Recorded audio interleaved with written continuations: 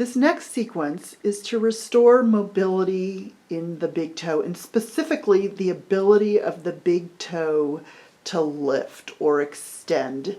And I can't even emphasize how important maintaining this range of motion is. And I am going to be 60 next year, and I have noticed in my own body that I am losing range of motion in this joint, and I see this in a lot of my clients as they age, and let me tell you, it wreaks havoc all the way up the chain. So here's what you can do to either make sure you don't lose that range of motion, or if you are starting to lose it, how to maintain it.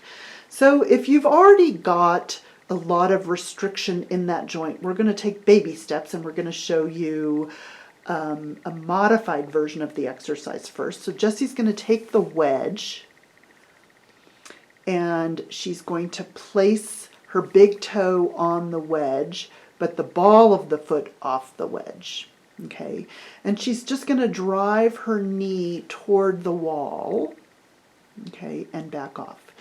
Now the rest of the sequence is going to be the same. This is just a different setup, but we're going to show you the whole sequence on the non-modified setup. So the real setup, if you don't have major restriction in your big toe, or you don't have a very painful, sometimes called arthritic big toe, this is the version you want to do.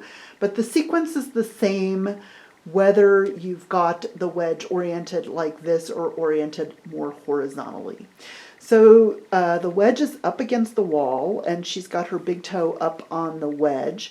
And first, she's just going to drive her knee in straight toward the wall and back off.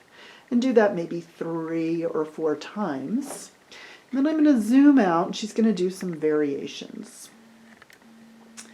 So the next variation, she's going to keep driving the knee toward the wall, but she's going to rotate her body toward the big toe. And I want the rotation to go all the way down to the tibia. You should feel your tibia rotating in, and allow your knee to drift to the inside. Don't make it, but allow it. Then she's going to rotate her body away from that big toe toward the outside of the foot, and she's going to drive the knee in and out a few times. So whether you're doing the modified orientation of the wedge where it's more horizontal, or this orientation, you're going to do the same sequence with your upper body driving the knee toward the wall.